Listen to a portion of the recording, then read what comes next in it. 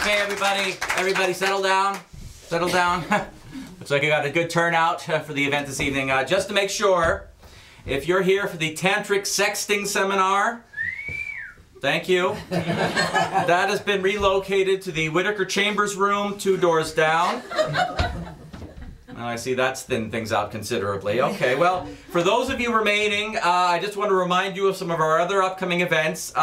Next Sunday at 3:30, Evelyn Penoir will be here to read some of her unfinished haiku. The following Wednesday at 8 p.m. There will be an evening of Irish bruises and adhesions hosted by Potatoes O'Brien.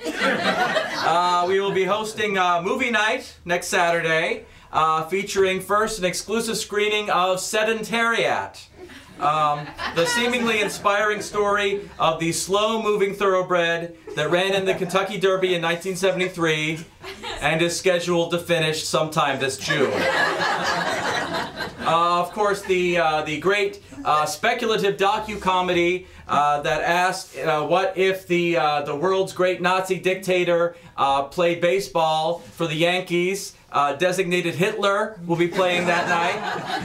And of course, we will have a special presentation of Sam Peckinpah, The Lost Years, spotlighting work that the famed director did during his exile from Hollywood in the late 1970s. Among the material we will be screening will be an episode of his little-known and little-loved Saturday morning cartoon Straw Puppies, and a commercial that he directed for the then brand-new fast food chain Wendy's, complete with the short-lived slogan suggested by the director, hot and juicy, like a Mexican whore.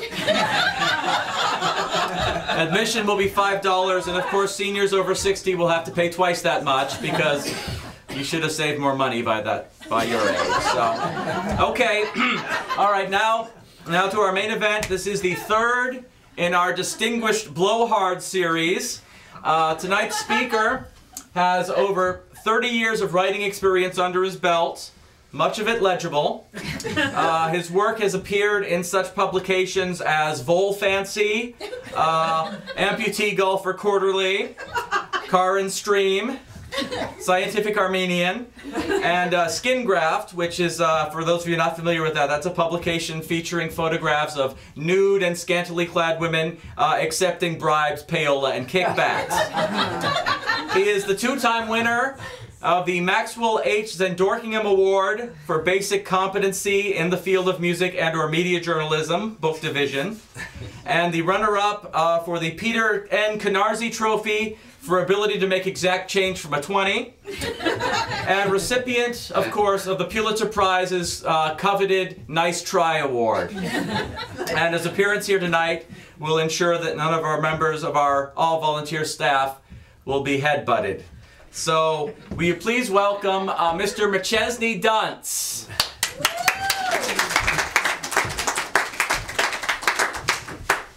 Sit down. Thank you. Thank you. I am pleased, as a renowned cultural commentator and critic, thank you, to be here tonight in order to share some of the pearls of wisdom that have dropped from my pen onto the page for the delectation of some of you mono-browed troglodytes and putty buttocks layabouts. You know who you are.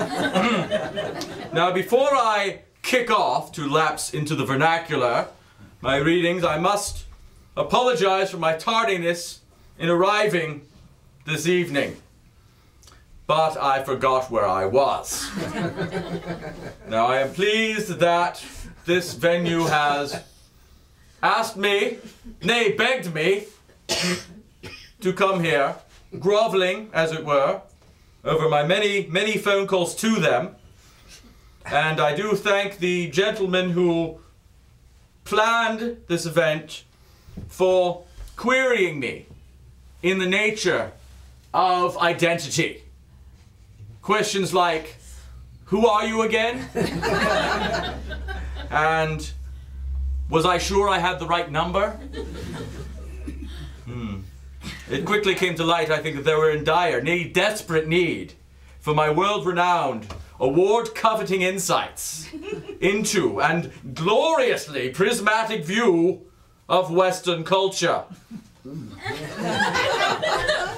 After no small amount of cajoling, occasionally disguised as what a less perceptive member of the Fourth Estate might describe as a prolonged awkward silence, I wearily acquiesced.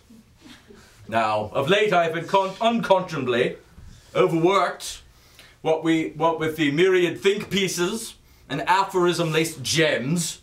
I have promised publications as diverse as American Spectator Girl, National Socialist Review, and Rug Fancier. Not to mention the hours that they stretched before me devoted to the cutting and shaping of my latest opus, Moist Republic. The American century has seen through the cinematic oeuvre of Steven Seagal. Will be available June 2012 via Arbitrary House. But Dame Fortune is a cruel mistress, and my weekly appointments with her, to be humiliated and spat upon, have worn a hole in my composition time. So, and with the trifling matter of compensation, especially as Dame Fortune's prices have gone up since August, I have requested that I read several of my older pieces for the joy and pleasure of you Neanderthalic personages.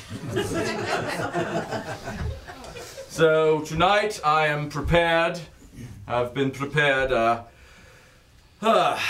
fueled of course, in large part by my customary evening libation of gin, single malt scotch, tomato juice, and Mr. Pibb.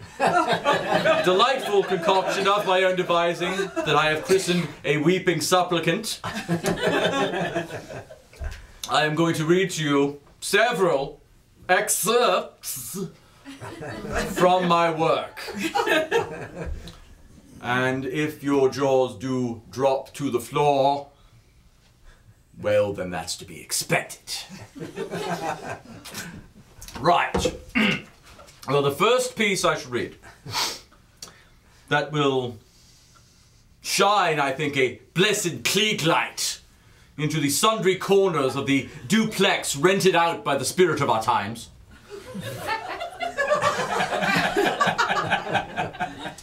is a work that I have written for the magazine Blues Completist in April.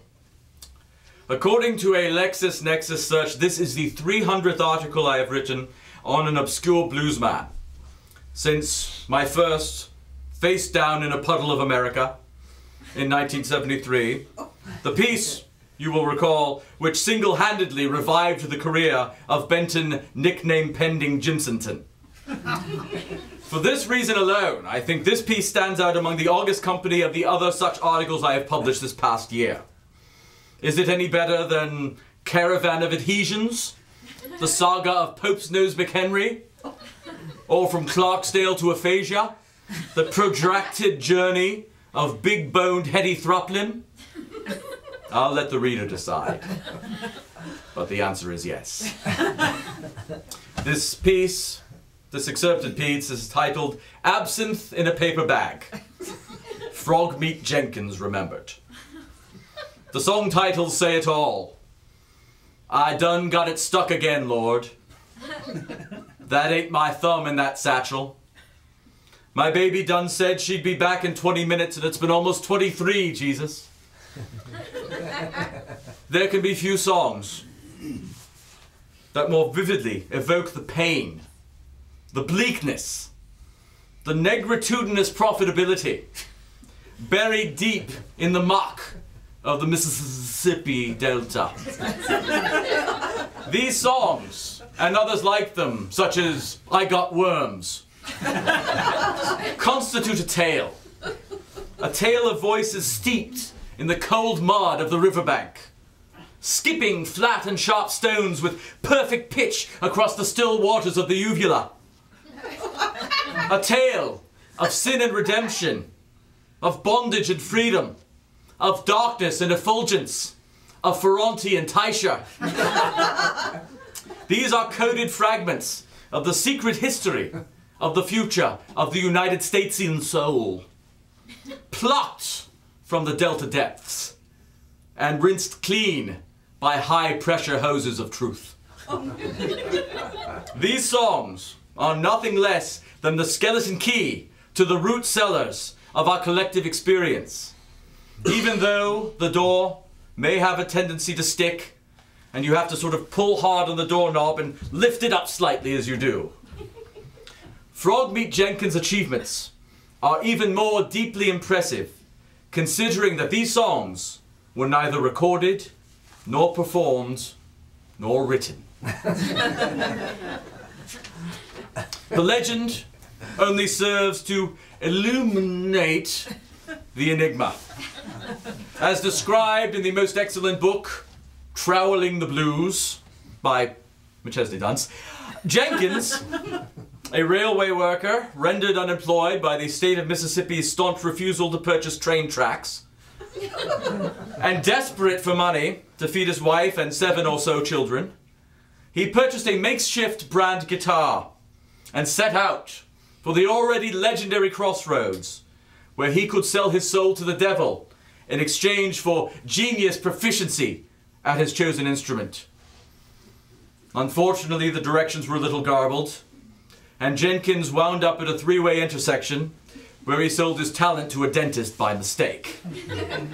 Minutes later, he was eaten by a goat, leaving only the legacy of these perfectly songless songs, which will continue to resonate through the ages, the kind of accomplishment that can only be attained by failing to accomplish anything at all. Thank you.